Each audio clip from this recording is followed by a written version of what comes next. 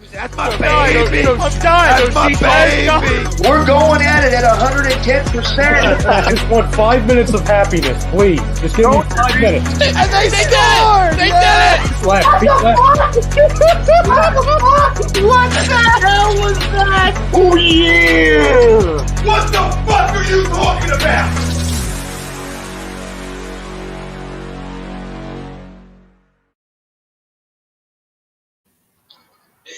Welcome, ladies and gentlemen, to a brand new edition of the Hockey Happy Hour right here on A2DRadio.com. And we are brought to you by Body Check Wellness, created by Riley Cote, who was on the show with us last week, along with Colby Cohen, which was an awesome time. So check that show out if you didn't get a chance to last week. But to go into some detail, Body Check Wellness is a line of products to promote wellness, balance, and recovery by using the full potential of hemp. They come in extracts, blends, gummies, and topicals, and you can use promo code A2D for 20% off. And when Riley is on with us, you can get 40% off. So lots of good ways to save money there from A2D. And these products are absolutely perfect if you need to balance yourself out and, fix yourself up. It's a great way to take care of yourself at the end of the day. So Body Check Wellness. Lord, shoveling this week. Ooh. And I am Matt Satsudi, along with the broken one, Rob Povia. Et tu, Brute. And the Darkwing is not here tonight. However, though, he is in the chat. So if you want to torture him, you can still do that. You can still get your tortures and your shots in that way. He will respond to you there. So come remote in the chat from a workplace of unknown locations. That's how it goes in the working world. But he's here in spirit. He's here to answer questions around the league as well, because he keeps up with that shit more than I do. Yes, absolutely. And before we dive into everything that we've got going on today on the show, a couple of the big announcements we have here. Obviously, many of us and our families deal with mental health and addiction as well. And if you know anyone who is struggling with that, whether it be a friend or a family, a loved one in general, you can go to the Counseling Center and Sunrise Detox. We are very proud to be associated with them, and we are very happy to support them. And you can give them a call, 856-651-8117. Do not wait. Addiction is a very terrible sickness to have, and mental health is also very, very important for a good life. Not just physical health, but mental health is also very important. So Counseling Center and Sunrise Detox, they will take care of you. Give them a call, 856-651-8117. 117. Do not wait. Get that taken care of as soon as possible.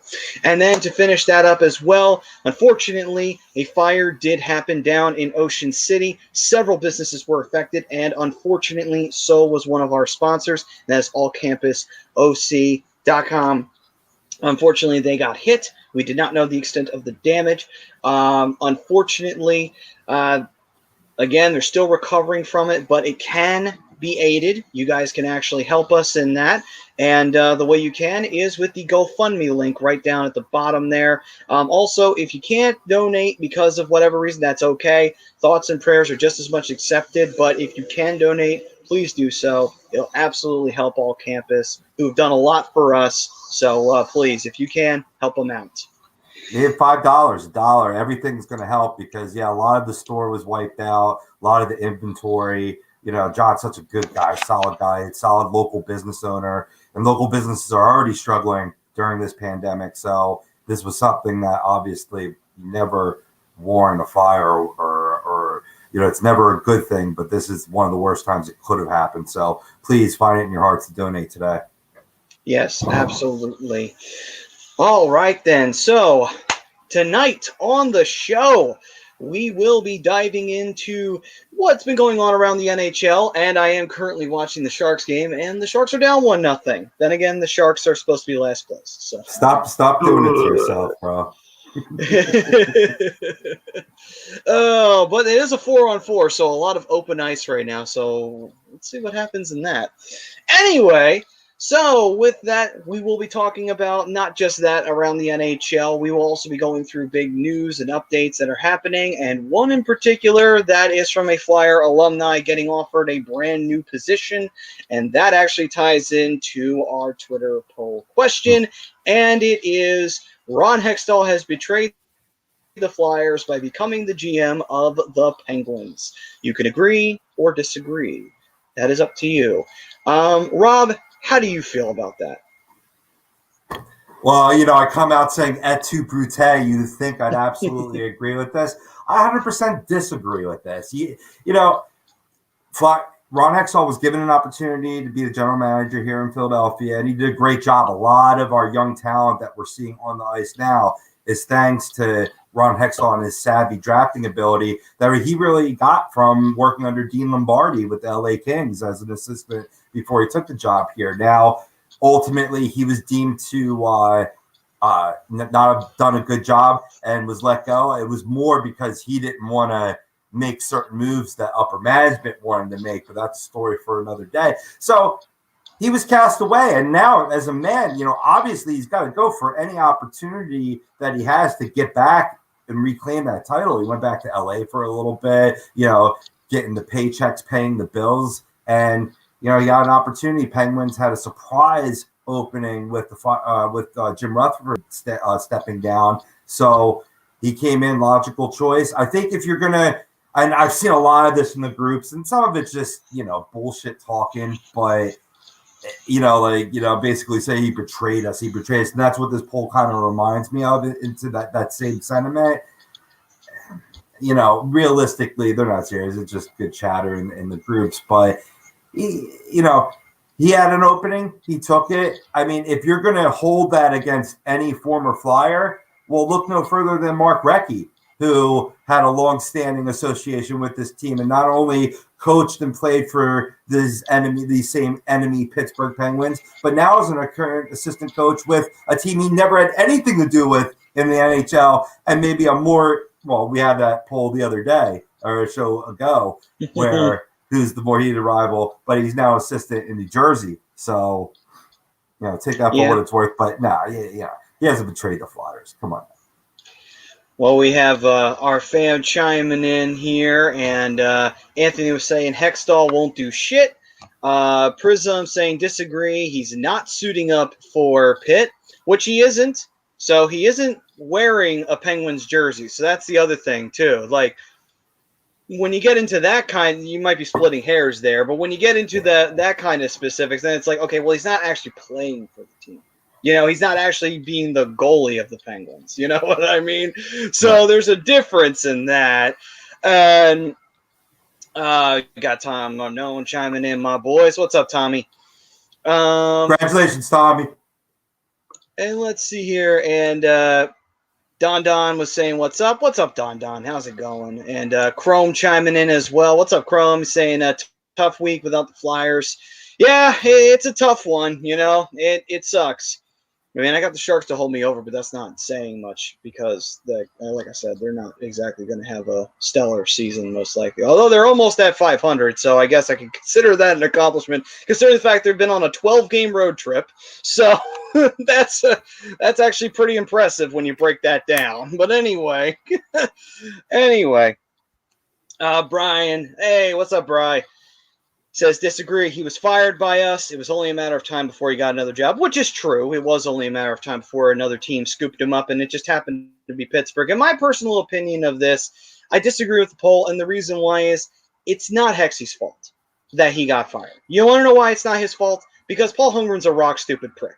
It's just as simple as that. He's been a rock-stupid prick since day one. He was a rock-stupid prick when he was a coach. He was a rock-stupid prick when he was the GM. And now he was a rock-stupid prick when he was vice president in charge of hockey operations. And that just once and for all sowed the seeds of him getting rid of Hextall. And at the end of the day, Hextall also showed him up as a GM because Hexy actually understood what the team needed to do.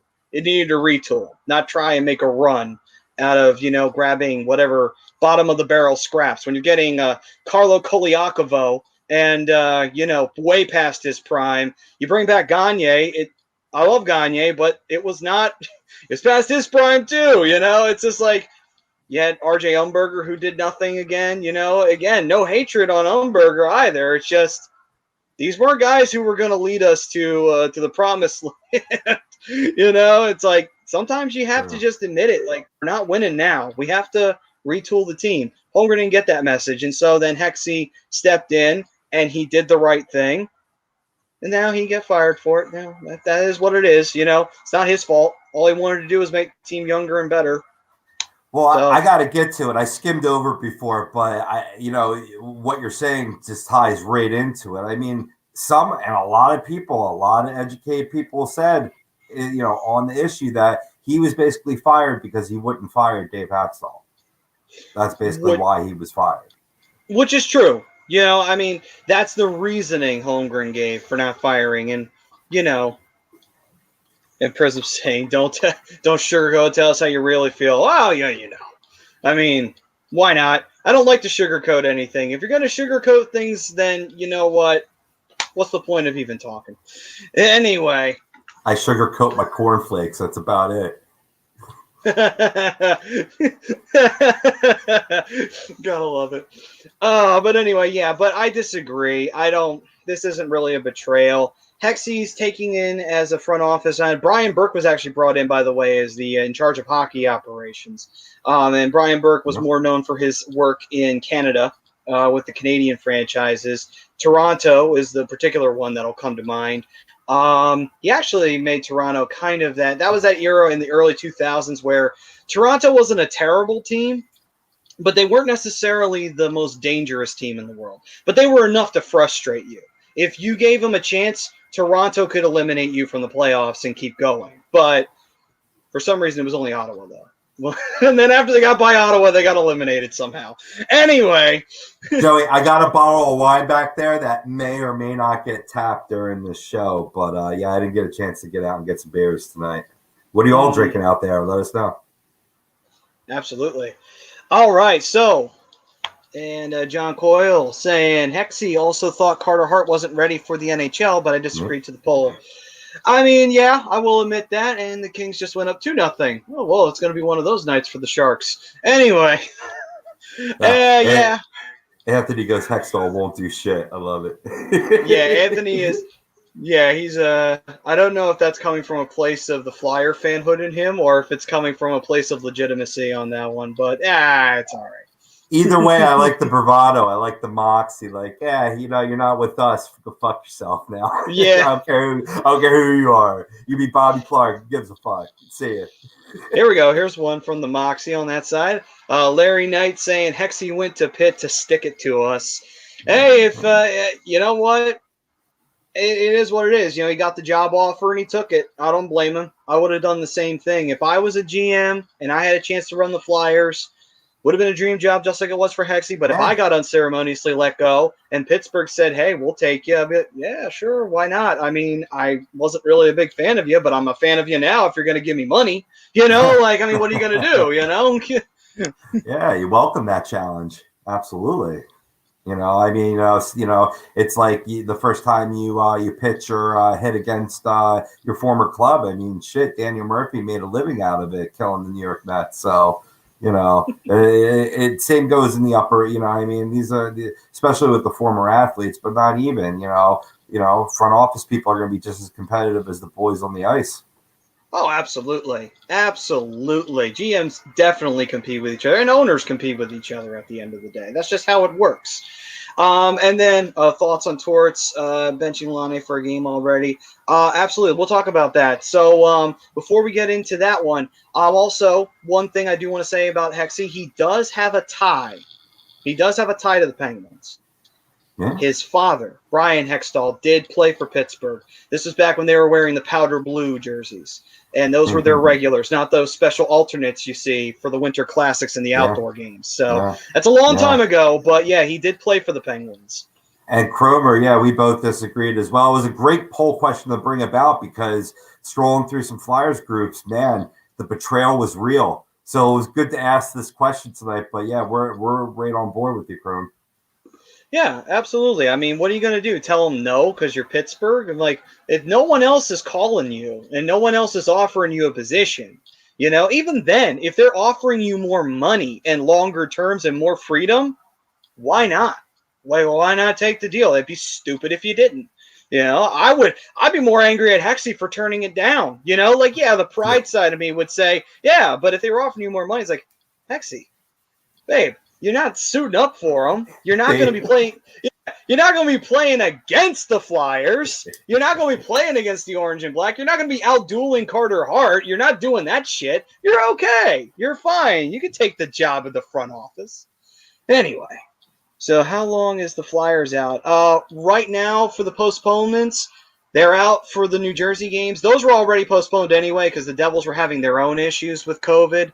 But the Flyers issues obviously delayed the Washington one. So for now, we don't really know. I mean, the Flyers, what are they due to?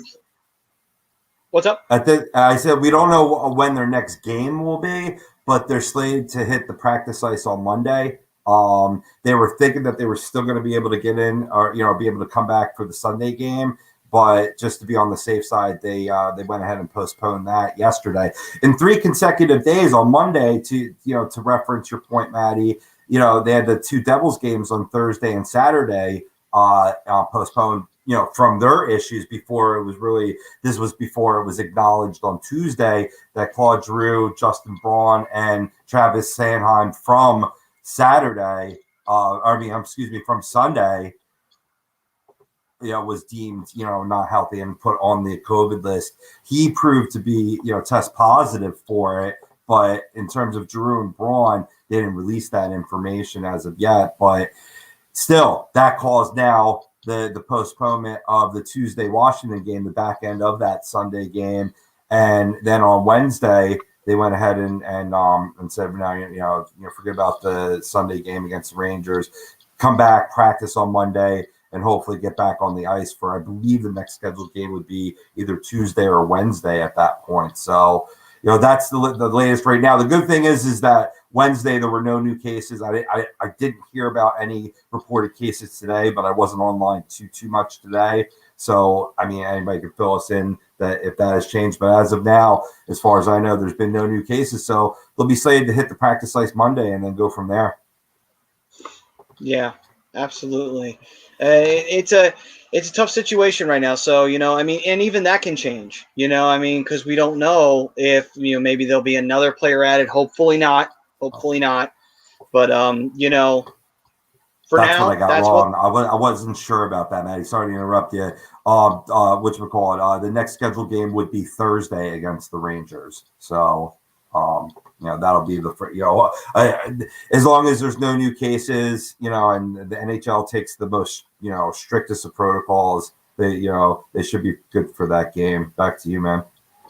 Oh, no problem, man. So right now, as it is, wait until then, and it's tough, but it is what it is, Do you think that this will hurt the Flyers momentum-wise from Joey DiBardino? What's up, Joey? It can hurt them. I mean, they just swung it around, and after losing 2 winnable games against Boston, you come out on Super Bowl Sunday, you play against Washington, and you wind up staying. You were 1 step behind them at first, and then you got 1 step in front of them, and you never let go, and that was beautiful. And we can talk a little bit more about that game as we dive into that as well. But it can hurt them momentum-wise because you have to come to a complete stop, and you may not get your players back immediately, and most likely you won't when you get back to playing on Thursday because of the protocols.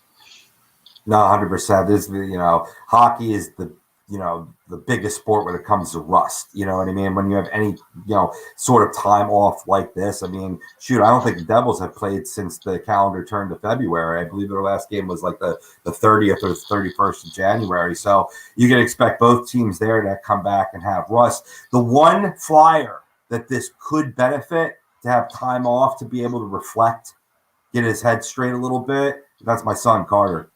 Because on Sunday, for the first time, I could really point the finger towards him in terms of he did not have a good game, and though, thankfully the offense chipped in, a healthy Coots came back, a little ahead of schedule and chipped in with 2 goals. But, there was 2 distinct goals in that game that he allowed from the Capitals. One where he was not in proper position, and a second one where he was just swimming and lying flat on his back in front with a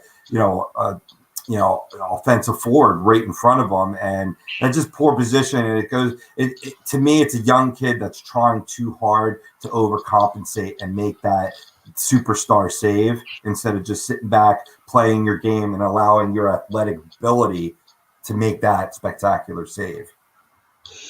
I would say that out of the way that I saw it, I kind of somewhat agree in the first period. I think he looked shaky at times in that first.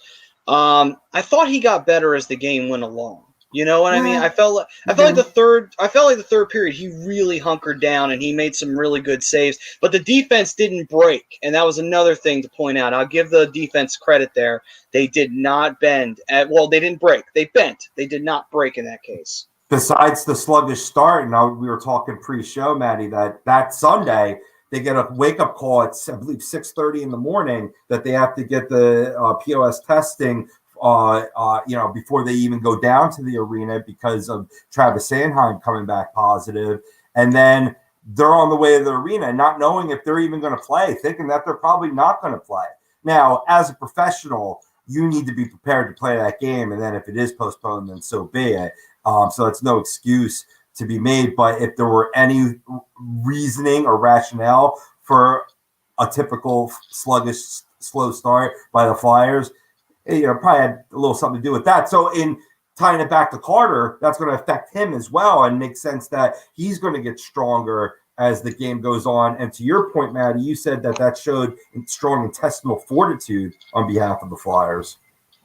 Yeah, absolutely. I mean, that beginning of the game too. Also, we have to remember as well, at the end of the day, Ovechkin was trying to have himself a show. And when Ovechkin's in that mode, it's very hard to stop him. And somehow, Scott Lawton, of all people, managed to outshine him. I will say this right now. Lawton absolutely gets a fucking big-time thumbs up. Superman outshined the shit out of Ovechkin, getting himself his first ever hat trick. So congrats on you, Lawton, man. And what a thought of, rewind the tape 6 years ago when Lawton was still kind of a rookie and he couldn't even buy himself a goal. He looked very, very slow out there. And it's like, ooh, this was our best prospect. Now it's like, now I can see why he was the best prospect. Because as a depth player, my God, he's turning out to be one of the more important players we can't afford not to not have on this team at this point in time. Yeah, but so Levy Oates saying, "Ayo, stinks that the Flyers got the COVID shit now. I've really liked watching them this year, even though the defense is fucking brutal for spurts." Yeah. And that's one thing. They were strong on Sunday, though. That's kind of why I was pointing the finger at Carter, is that they had it's weird to say you give up 4 goals and you had a strong defensive game, but the defenseman minus maybe, I think there was one gaff by Gossesbear where he just got beat like nobody's business on this play Ovechkin, like you said, it's Sunday, it's 12 p.m.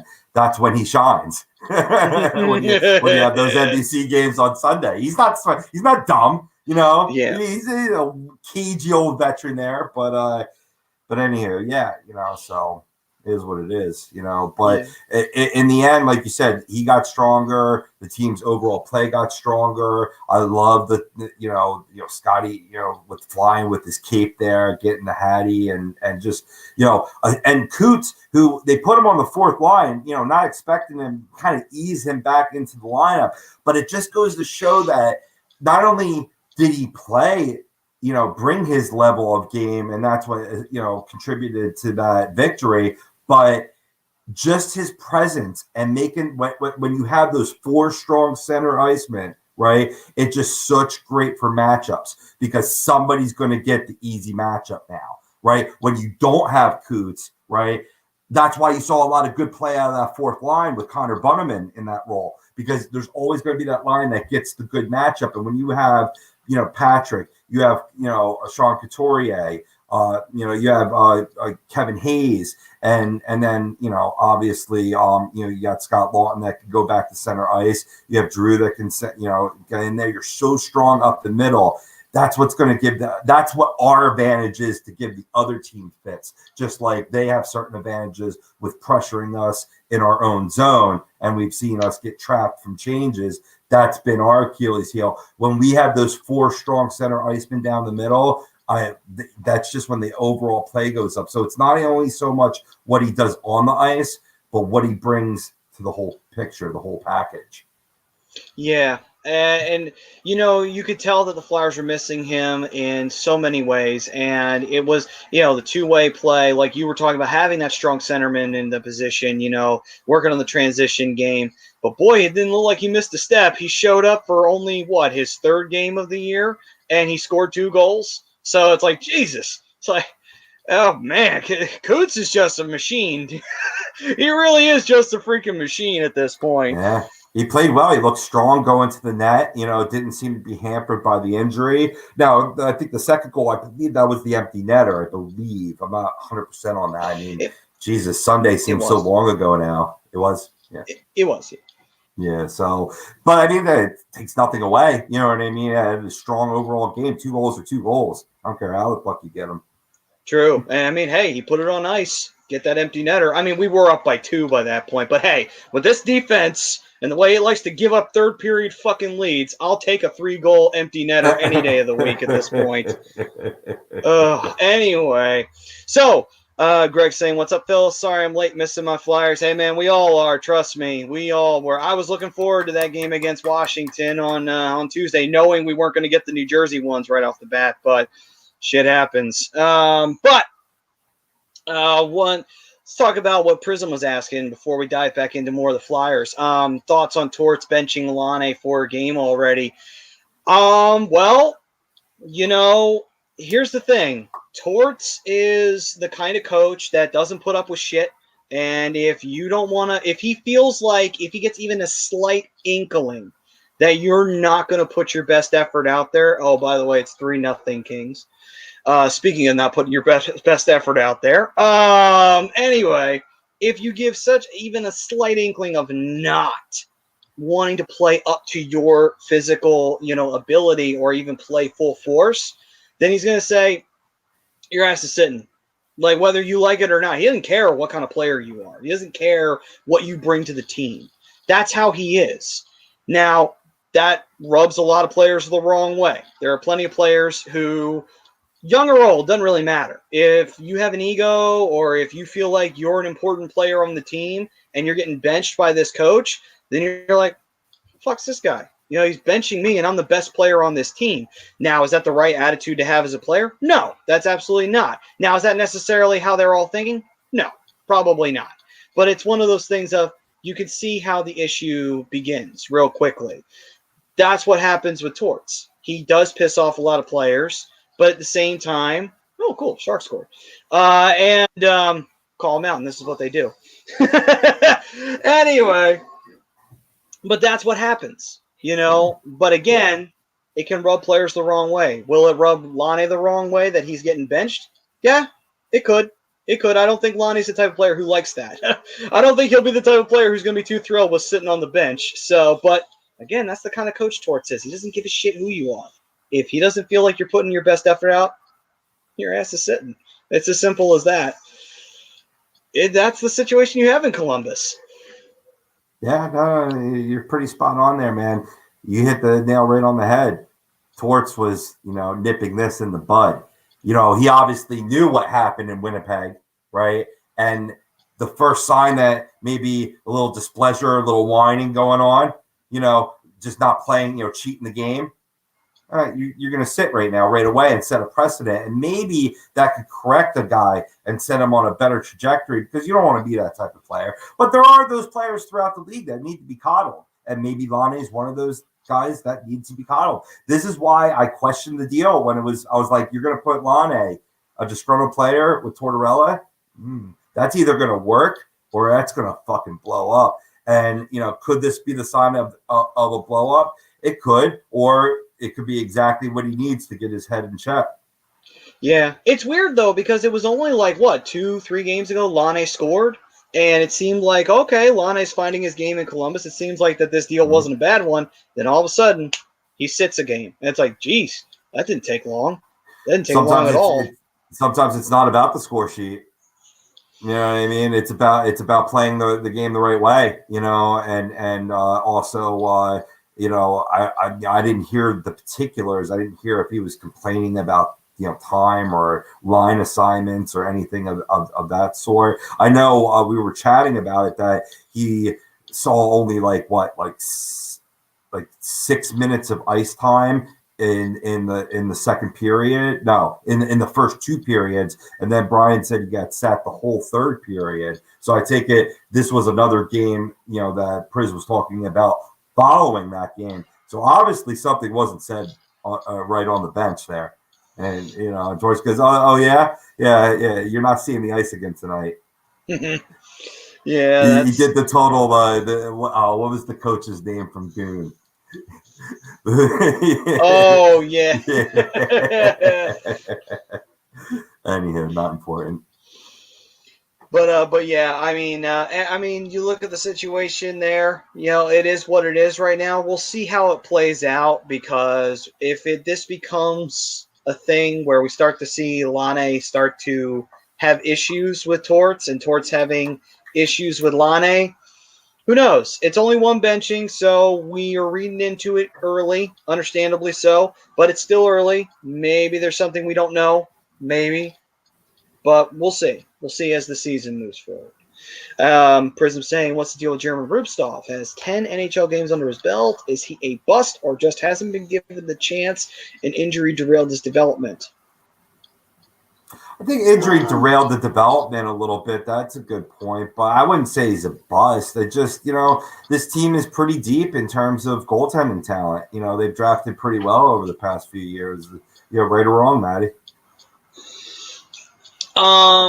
Yeah, I mean, injuries they are tough for a young guy, and especially if the young guy doesn't get a chance to really.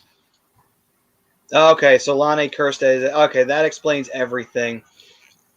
All right. But there was something that was in game too because he got benched for that third period. I remember that strongly. All right, and I saw a tweet about the ice time during that game. So maybe there was an incident there on the bench which led to this shouting, cursing match during practice, and then resulted in that full game healthy scratch, I assume.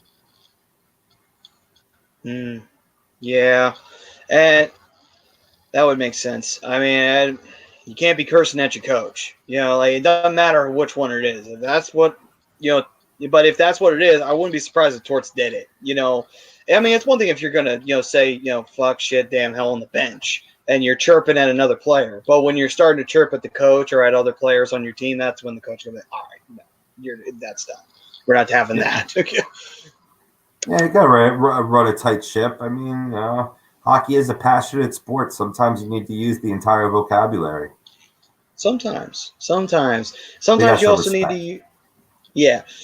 Got to use very short words sometimes. And sometimes you got to get very cross with someone. But anyway, but with that, what other? So Rubstov, with that being said, though, to put that up, I think it would be the injuries. I mean, when you hurt yourself and you don't really have a chance to get yourself back into physical shape and everything like that. And after you recover with the physical therapy and what have you, and then you go you can't go straight to the NHL. If you're young like German Rubstov, it's like it might be best if he goes to the AHL anyway, gives him more chance. It's not to say that he couldn't be an important player on the team. It's just that I would rather see him recover from that kind of an injury in on a team where he could play every day. Bry does say it all the time, and he's not wrong about that. You want to give opportunities to guys who can play every day, work the kinks out on their injuries, get themselves back into game shape and everything like that. The AHL is the opportunity for him to do that. On the Flyers, he would be on the taxi squad. So he would probably not even see any real games unless someone was really fucking up, Yeah, 100%, man. Absolutely. I mean, you also got to factor in some missed time at the AHL level due to the pandemic, too. You know, they weren't Sure. playing that. You know, they were paused with the NHL, and they never came back. You know, so you know it's a whole ball of wax. You're seeing that now too. So you know, but hey, I mean, he's still pretty young. I mean, you know, I think he's got some time there. You know, we're talking about Yeah. 22-year-old too. He's not you know, about the same age as Carter. So you know, could be a nice potential tandem down the road. Yeah, absolutely. Very, What up, very Jesse? possible. What's up, Jesse?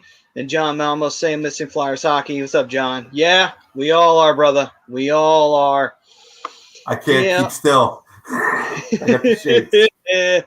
Yeah, and Chris was saying that he read that today about the yelling with the coach. And he said, how do you argue with new coaches? And glad we didn't get him. I wanted him. So Chris was kind of happy that the Flyers passed on that Lane deal. You and me both, because he fit an exact need that this team needs in terms of sniping ability. But yeah, you don't want to bring that attitude in there. You got a lot of boys that have been playing together for a while now. You know, you don't want to break up that chemistry because, you know, you could question the effort. You know, sometimes I even question the heart. I'm like, you boys trying to play, you trying to win this game, right? But you can't question their chemistry. You know, and that's what feeds into the resilience, and that's why a big moniker of this team was no lead was safe for the opposition because they're resilient and come back. I was reading some comments in a chat the other day, and they think the Flyers' problem is that they're not giving up the first goal. They need to give up a couple goals and come back. You know, getting this lead shit, you can't hang on, especially against the Bruins. Mud on. Yeah.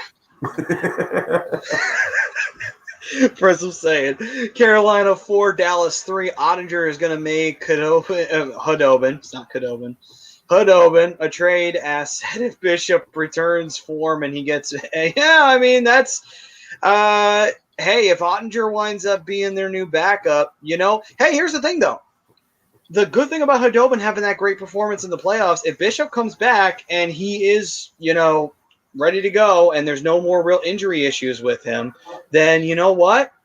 Maybe you do get something for Hudobin. It's not the worst thing in the world, you know? I mean, he played well. Maybe a team that's struggling, maybe they want to see if Hudobin could, you know, fill in as maybe a tandem with somebody. I don't know if you want to necessarily make him a starter, but you could put him in at a tandem and he may actually possibly fill in for that position. You know, you could put him in like Carolina, you know, maybe have him work with Peter Mrazek or James Reimer. You could put him over in Detroit if you want to. You know, not to say that they're not – I mean, I'm not going to say Grice is a bad goalie. Neither is Bernier. But still, that's kind of where you could see him going, you know, if you want to. Yeah, and he's freshly signed, too. The Stars signed this offseason to a 3-year deal, about average salary 3.3, 3.5 mil. You know, so – you know, I mean, that's not too expensive, especially for a guy that can start and had a great playoff for the Dallas Stars. You know, proving that he can take the lead reins, he can, you know, come in relief in that supportive role, and you got years of control there. So you know, maybe Dallas eats some money there, but you know, I hope Ottinger's the real deal, Chris, because I actually recommended him for fantasy advice to a Bishop owner. So I was hoping that you know that might pan through. I know you're high on the kid. Yeah, and he actually this one's not a bad one. He says Hudobin to the Oilers at the deadline. That's not a bad landing place for him because if there's any team that absolutely needs goaltending right now, it's the Oilers. Yeah, this is truth. I put the machine on and I detected no lies. Yeah. He's saying Hudobin has struggled outside of his first 4 starts. So, I mean, hey, listen, if it's a struggling goaltending that you just signed to a big deal, the Oilers are looking for you immediately. That's all the Oilers like is struggling goalies. Anyway.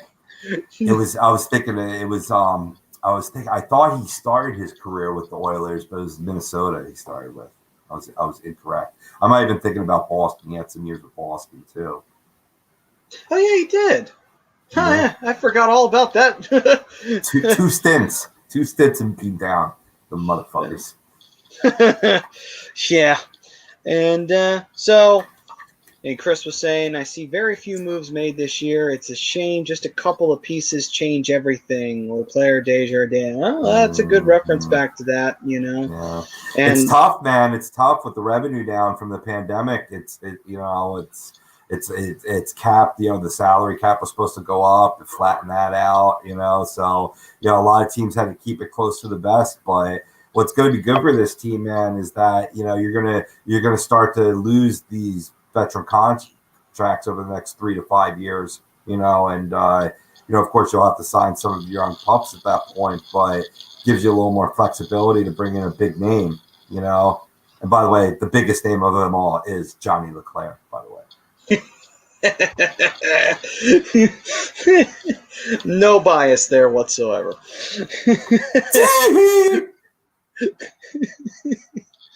I'm still here with you. I got you. You just wanted to show off that awesome logo. Anyway. Exactly. So, and Roscoe, what's up, man? He was saying, what's up, Rob, Matt, and David. Bry is not available tonight. He's in the chat, though. So if you want to send him all of the ideas to how to make the Ducks Stanley Cup winner, please spam him. Do whatever you want. Quack, quack, quack, quack. Go crazy. Yeah. Just like Rob said. All right. So let's see here. Let's see. So, time machine. So Jesse was saying, oh, how I wish we could have a time machine and bring Chris Pronger to this Flyers team. Yeah. It's somebody who we really need, too, that big sizey defenseman. Stay at home, But I mean, I've liked how Hogg has played a good, strong past 2 games. I'm telling you, he could fill that role. That was the role that we expected from him. It was both Hogg and Moran were our big boys. They were going to balance the offensive production of Sanheim and Proby. Now Moran's been moved to a forward, and he could still serve this team well on the forecheck. But Hogg can really be that bruiser with a nice shot from the point, as we saw on Sunday. Yeah, absolutely. And Brian is right. Pronger is the type of defenseman they need. They do. You need that defenseman right now that Pronger was. He had that offensive upside that he had, but he was a shutdown defenseman. He was big. He could throw the body when he needed to. He could stay at home if necessary. It's, you do need that kind of D-man right now. Chris Dunn saying, question is, who was the third player we got back in the Recchi trade? Ooh, that is an interesting question there, Mr. Dunn. And you know what? I actually don't know. So you know what? Let's give Rob some time to figure out. I don't. So I will say, good job, sir. You have gotten me. But it was a guy we flipped not too long afterwards. Oh my God. I keep on wanting to say Eric Dampus, but it's not him. I think it's a G. Motherfucker. Good question. So. Yep. I was gonna say, so with the situation that's going on right now, Chris was saying it's a French name, so you're in the right ballpark with Dampus.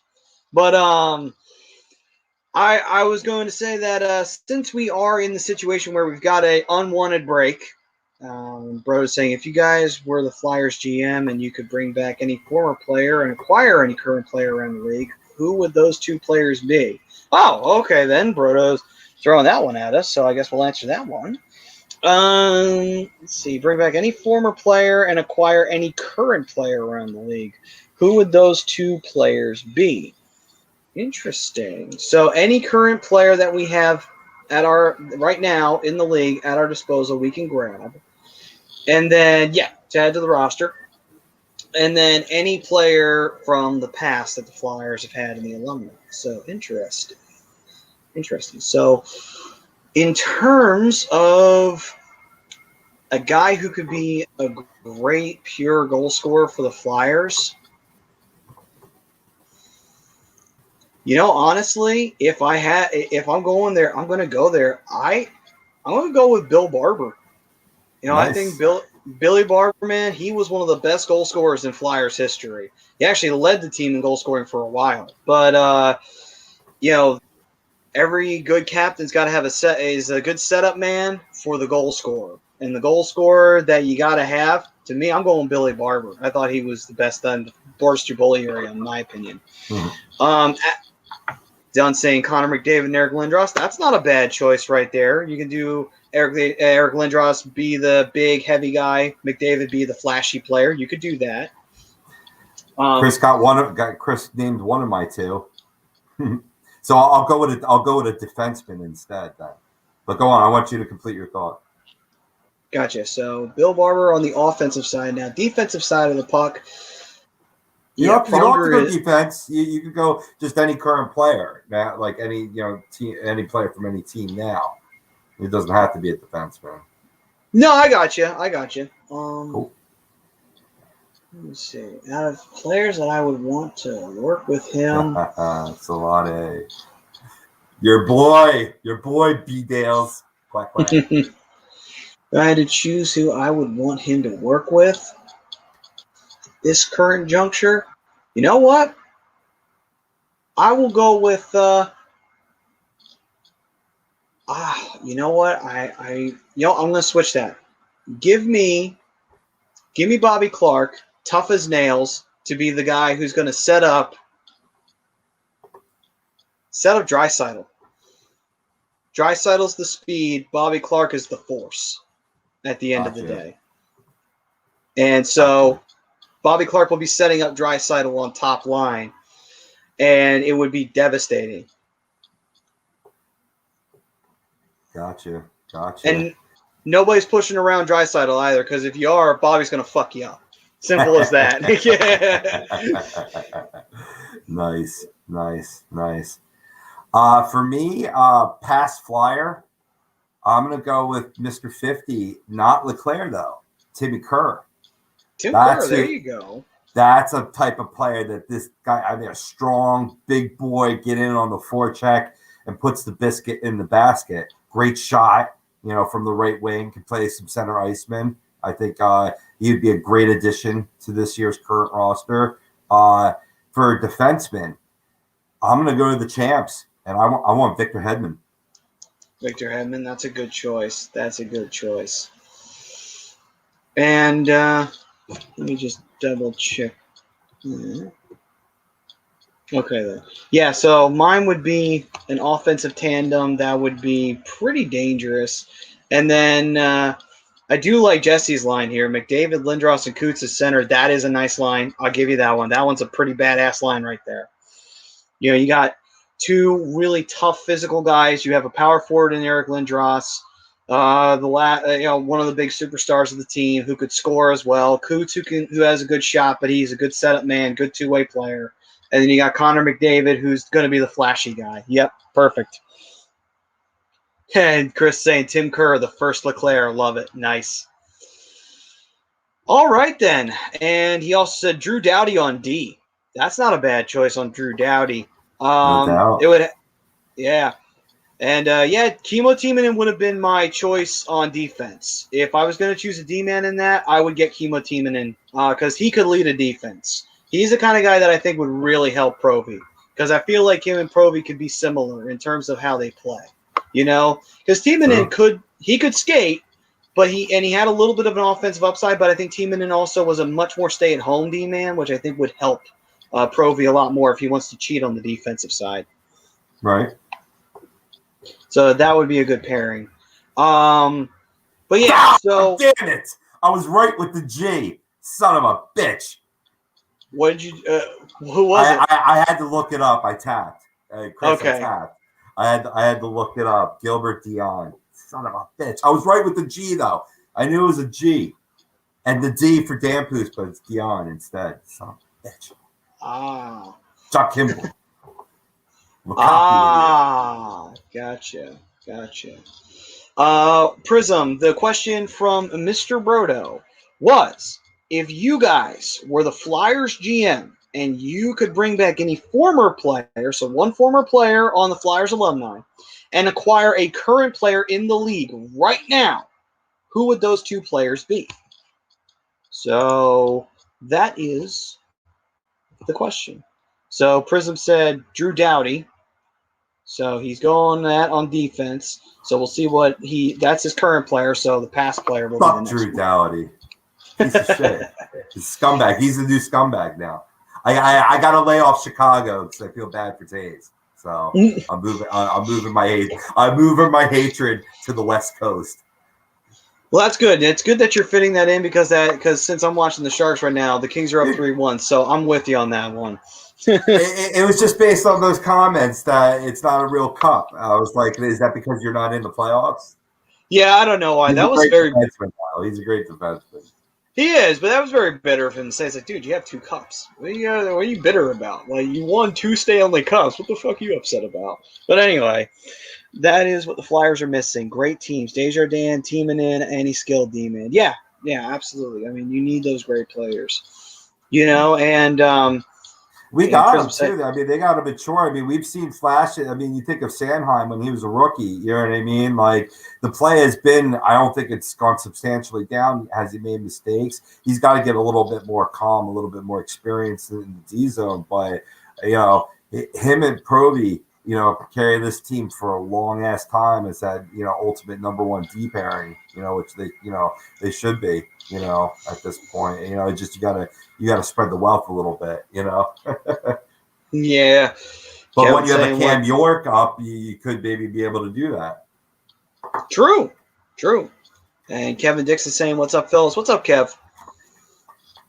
And we got Prism saying, "Oh, okay. So sorry, Prism was not picking Doughty. He was just wondering how to spell it, and you are spelling it right. That's how you spell Drew Doughty."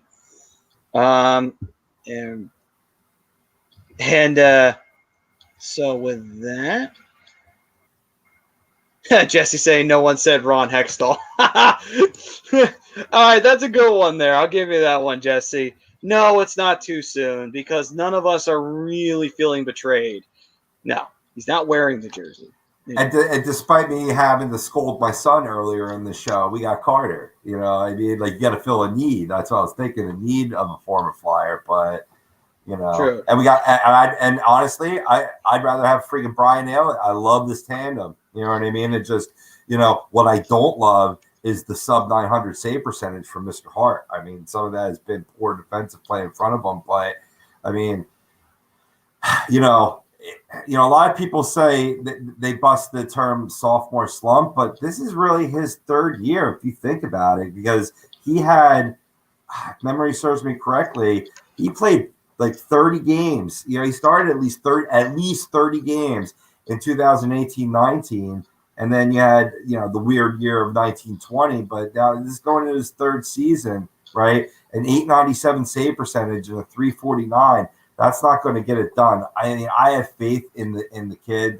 I've seen the ability, the pedigree's there, but is it wrong of me to get paranoid because it's a goaltender in Philadelphia? I wouldn't. I don't really think that. See, here's what I think is the overall issue. The team itself is very young. The defense is very young. A lot of the forward core is very young. And the goalie is very young. When you have a very young team and you have some veterans, but you also don't have an anchor back in the defensive zone to help calm the defense down, that's going to happen. And I feel like I think that's what it's ultimately a symptom of, because I feel like the defense has been hot and cold on him. And I think Hart at times, maybe he's gotten a little in his head, a little bit. I think he has. And that's the thing, though. That's when you see, that's when you need to see somebody like an Elliott step in and be like, hey, kid, it's okay. We all have those moments. And then that's when, for the defense, that's when you need a defensive leader, who's a veteran to say, hey, kids, it's okay. No, don't panic, boys. We'll be fine. We're still winning this game. Yeah, they scored. So what? We're still up by 1. Yeah, we got to play harder now. But, it's only 1 goal. They're still down. And that's the thing that I think is ultimately what the symptom is. So I'm not really worried about that. You know what I mean? Like, because Carter and what he's capable of. And that's the thing. Like, I think the problem is that we've been burned so many times as Flyers fans, but we also have to remember who we got burned by. We got burned by a lot of Monday morning quarterback goaltenders. And that's no offense to some of them because I have a lot of love for them. I have a lot of love for Bush, but we traded him away right when his best years were about to happen, and he went and had his best years in Arizona. And that's because we decided to go with Robert Esch instead of him. And Esch only had 1 or 2 good years, and then that was it. Roman Czechmanek, he was already how old was he when the Flyers brought him onto the team? He was not young when the Flyers brought him in. Between 26 and 28, somewhere in that range, right? Yeah, he was. Yeah, so for a goalie, that's not formative. You know what I mean? That's when you're supposed to be fitting in. Yeah. So, and he was a strange goalie anyway. He was not your prototypical standard NHL goalie. So again, then we also have to take a look at the situation with, Marty Biron. I love Marty Biron. I always thought he was a solid goalie, but is he a starter? You could throw it up in the air and argue maybe he's not. Maybe he's a good backup, but starter, maybe there was a reason why Buffalo let us have him and he was a backup to Ryan Miller, And that's no offense to Biron because he did play well for us for that time we had him, but not a starter. It is what it is. We brought Bush back when he was past his prime. We went and had Michael Layton, who's the third-string goalie at best. Yeah, he got us to the Cup final, but Bush helped him get there. And that was his career year anyway. It was a fluke. That was a fucking fluke from Michael Layton. Those are the guys we got burned by. The biggest burn we had, though, was probably Brizgalov because we really thought that he was going to be the defense, the goalie we needed. But we didn't realize that what we're buying is a head case. And that's ultimately what happened, that we bought a head case at the end of the day. Now, Bob, and John brings up the best one. John, you are right. Bob was going to be the starter. Bob should have been the starter. He really should have been. He should have been the answer to the problem because the Flyers found him in Russia. He was not drafted. Seemed like this kid had all the makings of being a really big-time goalie, and we traded him away to Columbus for Steve Mason. And while I love Mace, compare the two. Vezina trophies to, underdog performances in the playoffs. What one do you think you're going to go with? It's a shame. You know what I mean? That's what we got burned by.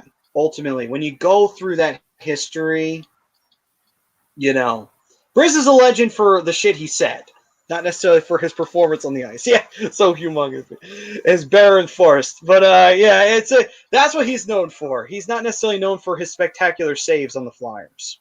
But in the end, that's what we got burned by. So no, I'm not really worried because Carter's so young and we're developing a goalie for the first time in a while. This is the first time we've really been developing a young goaltender. You know what I mean? Think about it. When was the last time we had a young goalie we developed? Shoot.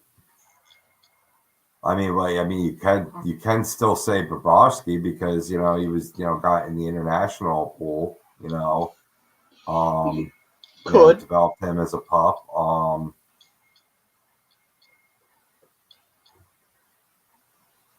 Shoot. Yeah. I don't want to go back to the topic at hand of Hextall, but I'm trying to think of one, in between. Pete Peters was before Hextall, right? Yeah, and then he had another stint in the early 90s, but that was when the Flyers sucked. Yeah. Definitely. But Jesus, even I get maybe Ontario Niittymaki. Yeah, but I wouldn't necessarily say he developed. He kind of just, he was what he was. We tried. It was 2007, and we found out, okay, he's not a starter. We found out real fast. That's why we went and got Biron. Coke and hookers, Priz. Coke and hookers. Oh, no, yeah, that would be. Well, still, I think Carter was his partner in crime. I'm sure they were tag teaming the hookers. So, honestly, yeah, I could argue that. You could argue that. Hell, in LA. His legacy was those monster strong forechecking games against the Montreal Canadiens in the playoffs. Carter just owned the Canadiens in the playoffs. It's beautiful. It's a thing of art, I've always said, I was pushing when it wasn't a smart move to bring him back to Philly. Yeah. I always like seeing the fam come home. You know what I mean? It's sad when they gotta go, like Hexy right now. It's like Yeah. that now you're on the opposite side. Now we can't talk to you.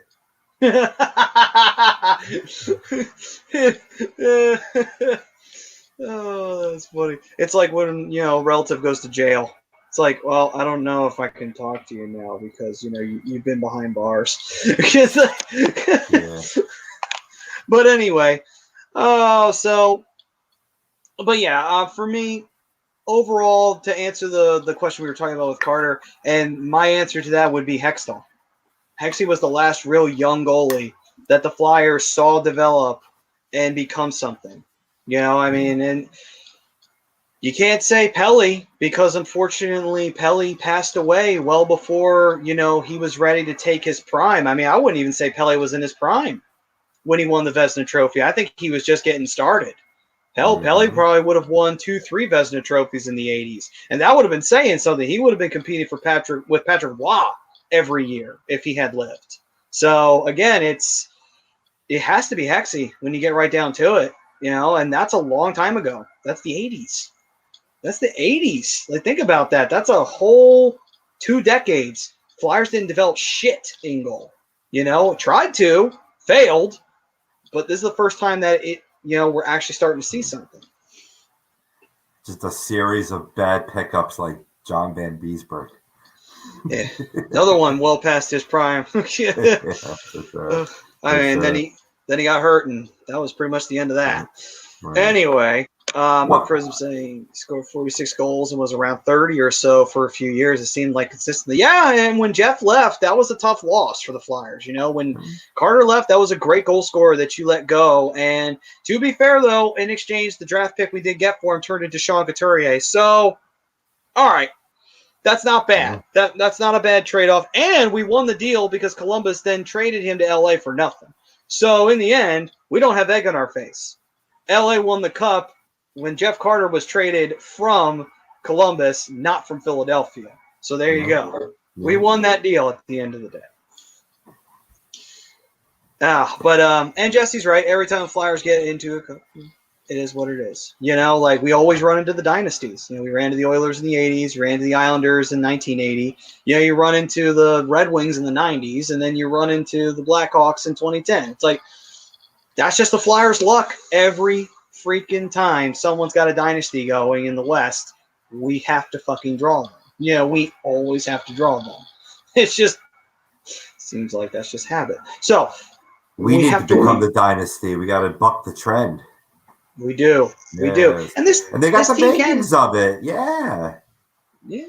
This team totally can do that, It's built well. I mean, it's built well. I go back to this fantastic stat that I read a few weeks ago that, at the time, the 23-man roster, 16 were drafted by the Flyers and 10 were first-round picks. I mean, it's built real well. Yeah, and that's impressive because think about all the teams that you had previously. A lot of that was trade and, deals that you made in the free agency. I agree with you guys 100%. Throw Hextall out of the Ring of Honor, Jamie. Get JVR's number. So Ted is definitely on the agreeing side of that poll question. We got Chris Dunn saying in, my uncle is buried in Carter's jersey. Then they traded him. His legacy, unfortunately, was a failure. He and Richards were traded because they were partying in the Westchester during the playoffs. Uh-huh. I mean, here's the thing, though, here's the thing I feel about that. Like, yeah, you shouldn't party too much, and you shouldn't let that distract you from what you should be doing on the ice. So I agree on that. You shouldn't be doing that. But here's the thing, though. If you're still winning and you're still scoring goals, getting the job done, it's kind of like, well, okay, they like their hookers and blow, but if Carter's still scoring me half a hat trick every fucking night and Richards is just beating the piss out of somebody and, intimidating people as a captain, I could care less, quite frankly, how much hookers and blow they do. I mean, I'll send them to rehab after their career's done. But when that's it, but for now, we got a good place. We got a good place. Yeah. So it's good. And that was a really bad segue that we did right there. But yes, if you are if you do have a family member who is struggling with addiction and mental issues, Sunrise Detox and a counseling center, they will take care of you. Don't wait on, calling them. Absolutely do that. And there's the number, 856-651-8117. Don't wait. Get that stuff taken care of immediately, because that can turn into something terrible. And spurning right off of that, like at the main topic at hand tonight, in terms of the Flyers, derailed season at the moment due to COVID-19 diagnosis for Claude Giroux, or at least on the protocol of Claude Giroux, Justin Braun, Travis Sanheim, who's been confirmed as positive for COVID-19. And let's not forget Shane Gostisbehere missed the first 6 games of the season when he came down with COVID-19 as well. So it seems like, next man's up is the Flyers' turn for the pause in the season, but they're doing well. They're getting it straight. Hopefully they'll be back on the ice Monday for practice, and good Lord willing, they'll be playing the Rangers next Thursday, which is the 18th, a week from tonight. We could do some live reactions for that. That'd be nice. But my ultimate point of bringing all this up, Maddie, is that, a lot of people question, athletes of all sports right now in terms of, their involvement or their lack thereof, or at least their dedication to what they're doing, putting on a sport for us, keeping the nation going in that regard. And you got to think about Claude Giroux has a 1-year-old that he's now quarantined from, and probably will be for some time now, and he can't spend time with them. Justin Braun has a 2-year-old that he's away from. So these are sacrifices, and I just wanted to bring that up because they shouldn't be overlooked.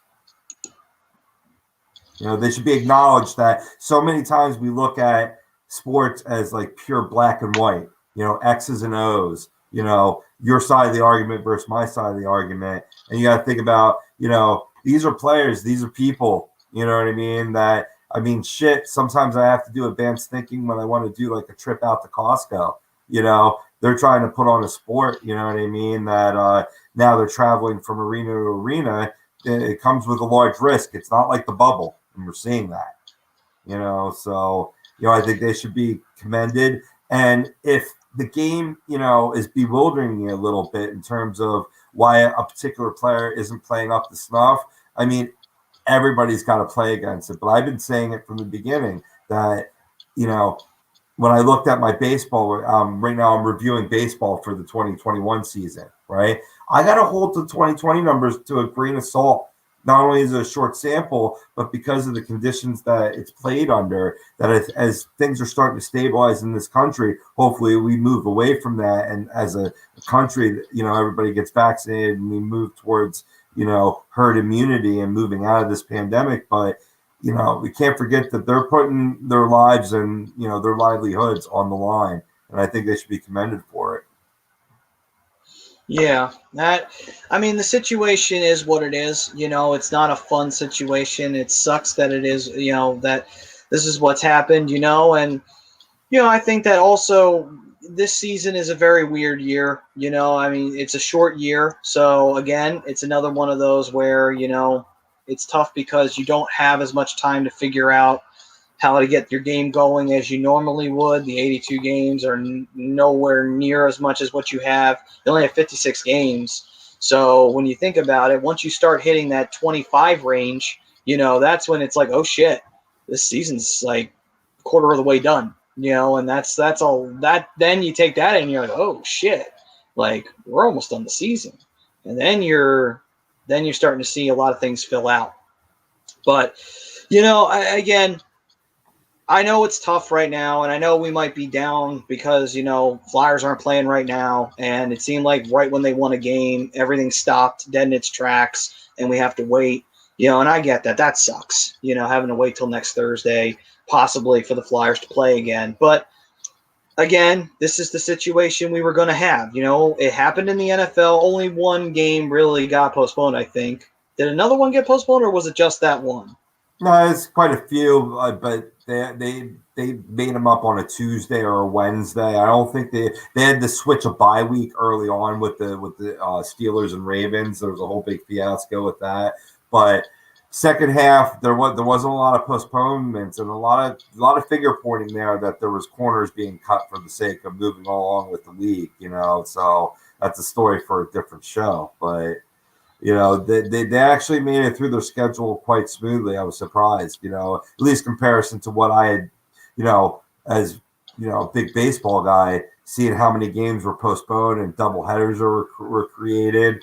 And there was even a situation where the Tigers and Cardinals never played the 60 games. They were still too short, but didn't really have any bearing for the standings. So they kind of just let it go by the wayside. But I was surprised that the football, as being such a close contact sport, didn't have more issues. But then again, they're largely outdoors, so they have that distinct advantage. And now you're seeing in hockey how they're trying to combat that in the closed stadiums, how they removed the black plexiglass behind the benches, to create more airflow.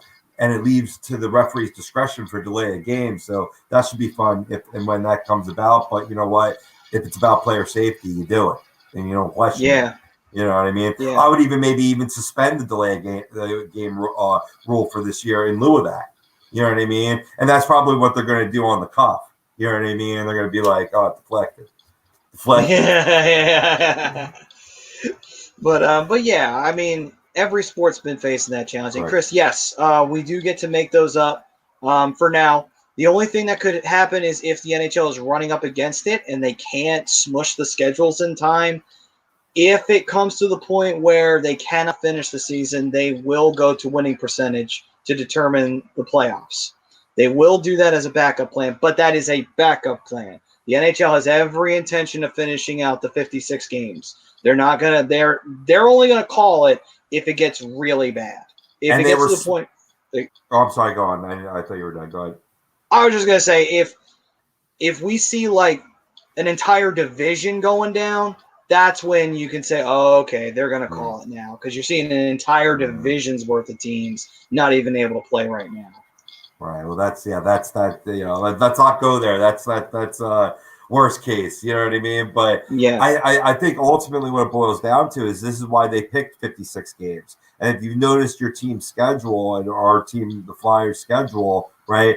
There's a lot of situations where there was a day between games, sometimes 2 days between games, which is very rare, and then sometimes back to back. It allowed for reshuffling to where, okay, well, maybe you were scheduled to play more back-to-back on consecutive days earlier on in the season. That could shift to later in the season due to missing games for, being on a, COVID protocol delay. I guess it's the only way to phrase it. So I think there's a lot of wiggle room, and I believe their target is to award the cup in late June, early July, like just a little bit later than it normally would.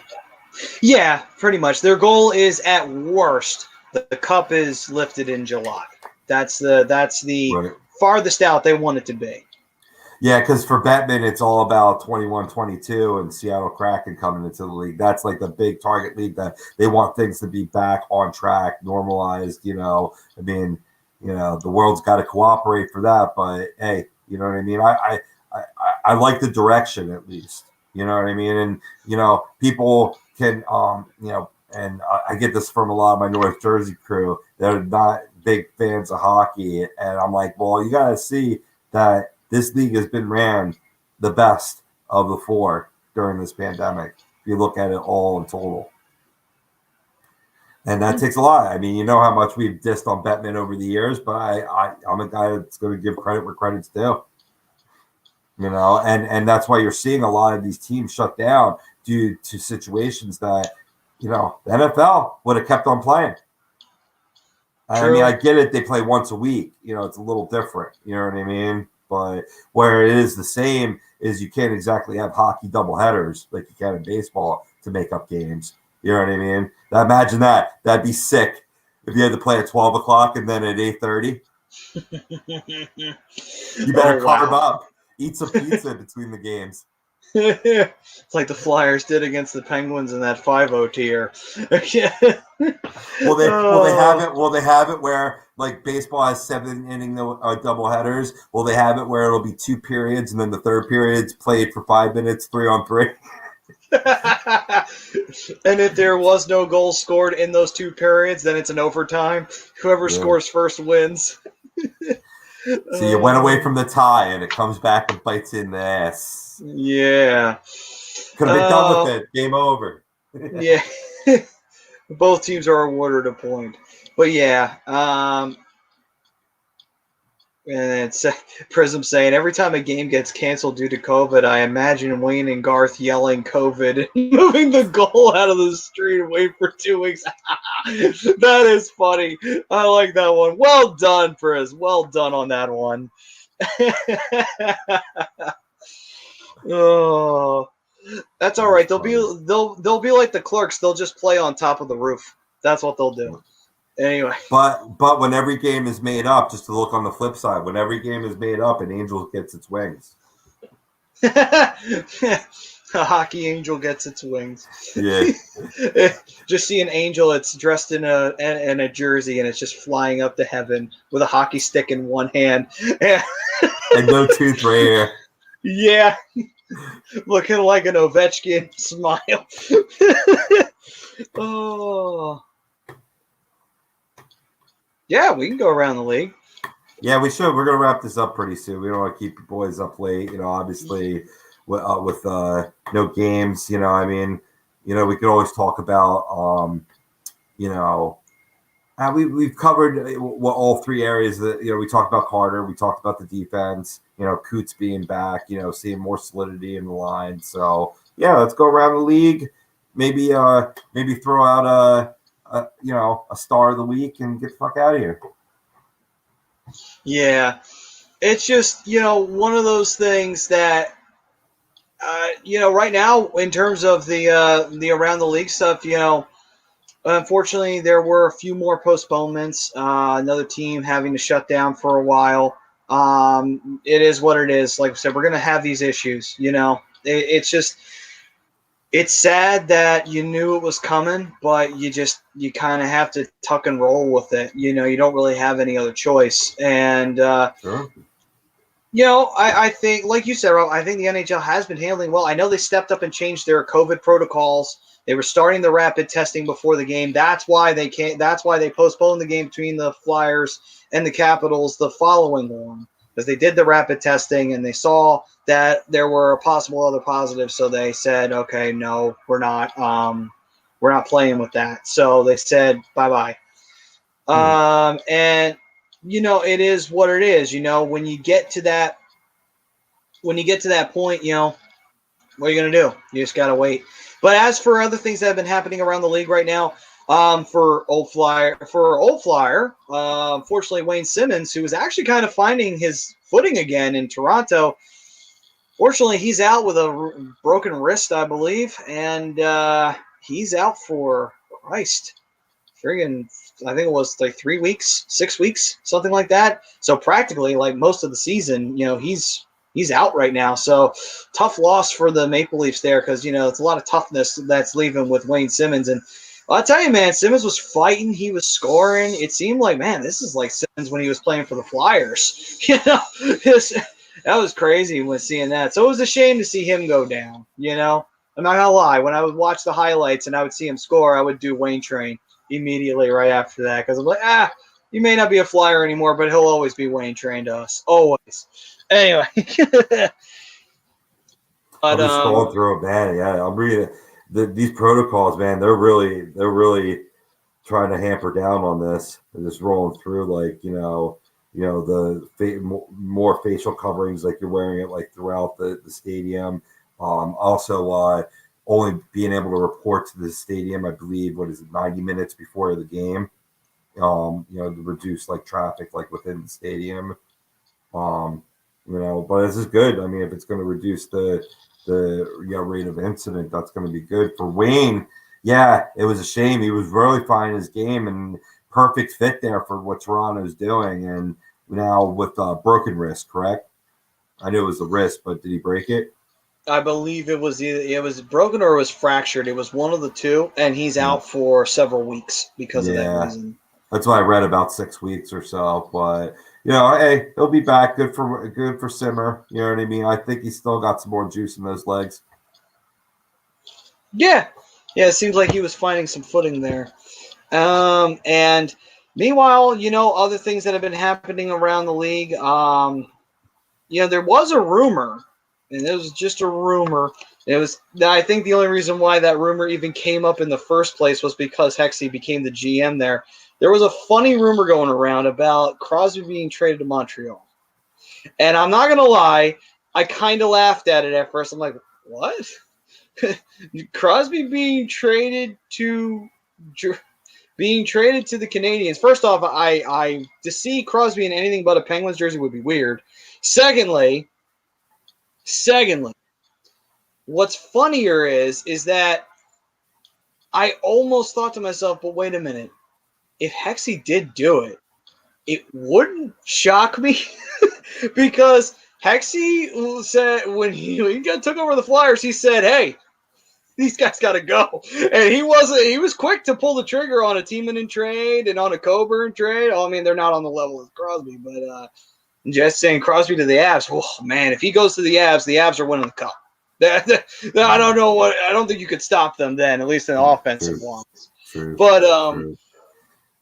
That'd be a ballsy move for a former Flyer coming into Pittsburgh to hold a position, because they will. The Pittsburgh faithful will not be happy with that. You know what I mean? It'd be like, this fucking former Flyer comes on in and trades our Lord and Savior Sidney Crosby, and we would love it. I mean, it'd be like, Hexie, you're still on the payroll. Good job. Yeah. Well, we saw a lot of people commenting in like, oh, he's going to sabotage them from within. And be like, oh, well, he's started on the right path if he's traded away Crosby. Oh. Right. But no, it's a funny rumor I heard, and it was silly when I heard it. And Brian's right. It would be Malkin over Crosby that would most likely go. 100%. I mean, Malkin's on the last year of his deal anyway. Yeah. So, but yeah, it was. He's who you're moving or who you're not protecting in the expansion draft. Crosby's your retiring Lemieux. You know what I mean? I wouldn't see him going anywhere. Yeah, absolutely. But in terms of, where that's kind of putting it, that was just a funny little thing I saw, and I wanted to talk about that. But then I will say this, though. I will say this, not to say it's going to happen, but Wayne Gretzky did get traded. So if the Great One got traded, who knows? Anything's possible. But, again, it is Pittsburgh. Lemieux never got traded, and I don't think they would have ever dreamed of doing that. So maybe a different story. But, hey, if Gretzky got traded, maybe. There's a slight percentage chance it could happen. And if that happens, I'm not going to lie, I kind of laugh. But anyway, so with that, I got a interesting tidbit here in terms of players making back from protocol. Alex Pietrangelo, Las Vegas Golden Knight, playing back in his first game since being out on the protocol since January 26th against Bryant's Anaheim Ducks. Looking up the stats for the game, it's currently 0-0, I think, in the end of the second period. So obviously playing well on defense. They haven't given up a goal. I want to see his time on ice. While you look that up, quick update, the Sharks did just score on their power play. Ooh. So now it's 3-2. So Petty's up to almost 17 minutes of ice time and through 2 periods. So obviously he's back feeling well. So, good shit there. We'll get our Flyers back. We'll be ready to roll, Yeah. And right. I believe a former commenter earlier in the show had said that they didn't really have too much momentum going into it. So maybe come out of it, like kind of similar to how they came out and coming into the bubble, how they were playing like hellfire and brimstone in that round robin series. So maybe, hopefully that one can dream that it'd be like, yes, now the Flyers are going to start ripping people apart. That's what I'm talking about. Yes, One sir. can dream. One can dream. So, with that, no real other news stories that I can think of immediately. Chris saying we don't have to worry about Pitt for 3 years. Hextall, amazing at drafting, cap and rebuilding, just doesn't want to put his picks in the NHL. The only reason he isn't here.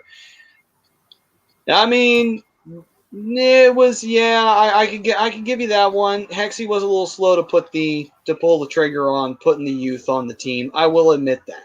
There were a couple of bad contracts we had to contend with during that time. We still had McDonald. But still, other than that, though, you're right. He did hold off. And he didn't put Carter Hart on the team immediately. At the time we thought maybe Stoley might be worthy of taking a look at the time, and they brought him up for a second, and he didn't even play. And it's like, what the fuck? You know what I mean? So, yeah, we know it was that case. And Greg saying, can't wait for the fans to be back, get that building rocking again. Oh, yeah. No, absolutely. We all can't wait. We can't wait until we can finally go back to a game, and finally actually just do anything without having to wear a fucking mask. That alone, if I could stand like next to somebody and not have to wear a mask, that enough is just like, wow, it's finally fucking over. You know what I mean? Sure. But I've gotten anyway, used to the gator mask though. It keeps my face nice and warm in this bitter cold that we're having here in the East Coast. True. May keep those for that reason. Yeah, I don't blame you if that's the case. I would. I would. It's the new scarf. Oh, it's the COVID scarf. That's what we'll call scarf. it. Yeah. Pretty soon we'll be wearing those masks that we saw at the Super Bowl halftime show with the weekend. Oh. Looking all like Clockwork Orange and shit.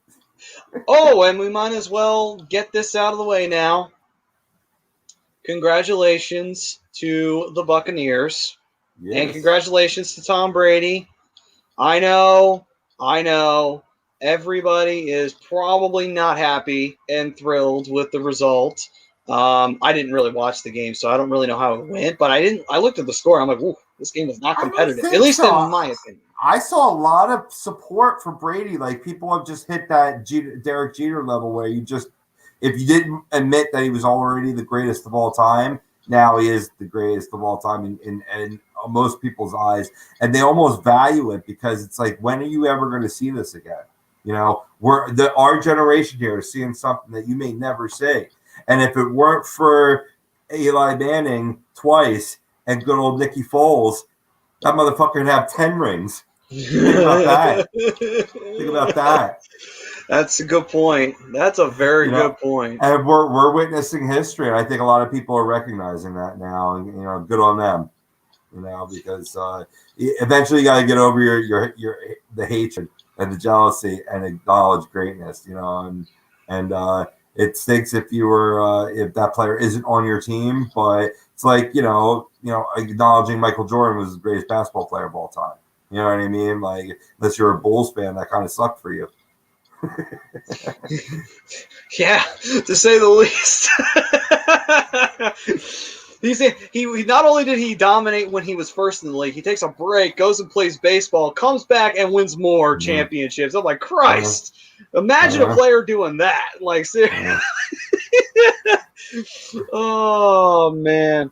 But no, and Jesse's right, though. I have no hate for Brady. 2004 was 17 years ago. We got our revenge. Let it go. I think that's a very healthy way of looking at it. I think Brodo said he was happy about it. Daly was fine with it.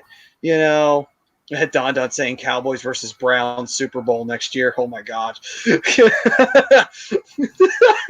Never going to happen. And then Prism went on to say he has more rings than any franchise, which is true. And Chris was saying, it's, at the end of the day, it is what it is. You know what I mean? Like, hey, you got to give credit where credit is due. The man not only made history, the man was dominant throughout his era. I mean, hell, you name eras after certain people, you might as well call this era the Brady era. You might as well at this point, because there's really no other way to sum it up. Because what was the one team no one ever wanted to see win another fucking Super Bowl? altogether, it was the Patriots. And it was always because of Brady. So at the end of the day, when you look back at it, you got to say, you know what? This is the Brady era. This period of time in NFL history is the Brady era. And it is what it is. And hey, look at it this way. For everybody out there who's loving the green and the white, the Eagles still managed to beat them. So there you go. At least it wasn't just the Giants. So there you go. There's something to be happy about. Anyway, so thank you everybody for joining us. We very much appreciate it. And we love you guys. And we very much appreciate all the support. Prism, Don, Bri, of course, chiming in. He couldn't be on tonight, but he was still with us at the end of the day. So he was here in spirit and in the chat. And Chris, thank you. John Coyle, we saw him earlier. Thank you. And you can help him out, by the way, because Fire did wind up taking out several businesses in Ocean City. Thanks, Chrome. And we are helping out all campus. And the way you could do that is through their GoFundMe. And at the end of the day, we really appreciate the support. We don't really know the extent of the damage, but you guys can help us, and you guys can really make us, really get them back on their feet, and that would be very much appreciated. And allcampusoc.com, GoFundMe, help them out. Anything you can do, anything you can donate would be great. If you can't, for whatever reason, thoughts and prayers are always accepted as well. Guys, thank you for your support. If you do donate and if you just give out a shout out, thank you very much. But yeah, so check out that GoFundMe. I'll tell you what, yours truly donated a cool 100 with my failed 5 Super Bowl boxes. and that's fine. And that's fine because it's like it makes me feel good inside. And it's like I contributed to the cause. Nice. But yeah, so Prism man. No, we gotta call. We're wrapping this one up early. Unfortunately, Flyers didn't play. There's not much else to talk about. Flyers. Hey, we've done an hour and a half, just the two of us. Yeah. Shit. With Brian flapping the wings, that would have been the other half an hour. We done. We out. I'm tired. What do you want to talk about, Priz? What do you want to talk about? Let's give Priz like a quick minute. Whatever he wants to talk about. Wrap up the show. What do you think? Sure. I'm fine with that. Fire away. In the meantime, you can go through the reads. Get the reads out of the way. Yeah. So while he thinks of what he wants to ask real quick, another sponsor that we have on the show is Specialized Physical Therapy, Dr. Paul Vidal. Listen, if you got any aches and pains going on, listen, man, all you got to do is reach out to the doc, www.specializedphysicaltherapy.com, and you can visit him at Burlington or Cherry Hill, New Jersey. He'll be able to take care of you there. Get yourself fixed up. Specialized Physical Therapy can help you do that. It answers Ted's question. You guys aren't Sixers fans? I'm not really a basketball guy. I'm just not. I don't hate the Sixers at all. If the Sixers were to win a championship tomorrow, I'd be happy for the city. But honestly, I'm just not a basketball person. So I'm not gonna fraudulently say I'm a Sixers fan. It is what it is. So. It's a 10-9-8 kind of situation over here, Ted. I'm with you. I am all about the Wells Fargo. When it comes to my, people question my other taste. That's fine. I'm loyal to a fault, but I was all about the Spectrum, and I moved right on into the Wells Fargo side. Man, I got a suite, a permanent suite. Come join me if we ever get in there again. But yeah, President, Florida Panthers, Carolina Hurricanes, Winnipeg Jets. Why is each team? What I guess you mean which team is real and which team is fraud? Yeah, for real or fraudulent. I like this. This is a quick hitter. I like this. I like your style. Well done. Out of this one, I would say, you know what? I would say I'm still waiting if the Panthers are real. Because I'm kind of Call me that guy who's pessimistic on the. I'm down on the Panthers all the time. I know I am. I'm Mr. Negativity with them, but there's a reason for it. This is a team that looks great when they get started, but then they come back down to planet Earth and they never get back. And I don't know. I'm still thinking like, I don't know if the Panthers are real. Like Carolina, I think is real. I think Carolina. The only question is still goaltending, but still. They've got a lot of great talent there. I'm not saying Florida doesn't either, but still feel like Bobrovsky is kind of – I don't know what's up with him. I don't know if he's not giving a shit or whatever. Drieger's killing it right now, but other than that, I don't know. Panthers, I just feel frauds right now. Fair enough. Hurricanes are for real. The other two are fraudulent. There we go. All right, guys. So with that, thank you for joining us. We love you guys once again. We did specialized physical therapy, and we also did the all-campus OC. We do have a Sunrise Detox and Counseling Center, and you give them a call at 856-651-8117. Don't wait. If someone's struggling with addiction and mental illness, please send them over. Get that taken care of. And with that as well, we also want to give a shout out to our show sponsor, and that is Body Check Wellness, which is, of course, a company that specializes in several products using hemp. They have topicals, gummies, ointments, and they have so many other great products for you guys. And let me tell you something right now. If you need to get yourself a pick-me-up in the sense of, not, like a pick-me-up of like an energy drink. I mean a pick-me-up of like life-changing, helping you get better, making you better, both mentally and physically. Body Check Wellness is the place to go. Riley Cote was on last week with us. When he's on with us, that A2D code, you can get 40% off. This week, since he's not on with us, you do get that regular 20% off, but still, you save money no matter what. So that's the best part of it. And Riley went into great detail about, what the products are all about, how they can help you, and everything that it does to help support not just your immune system, but mentally. It helps you relieving your stress. It helps your body recover from injuries.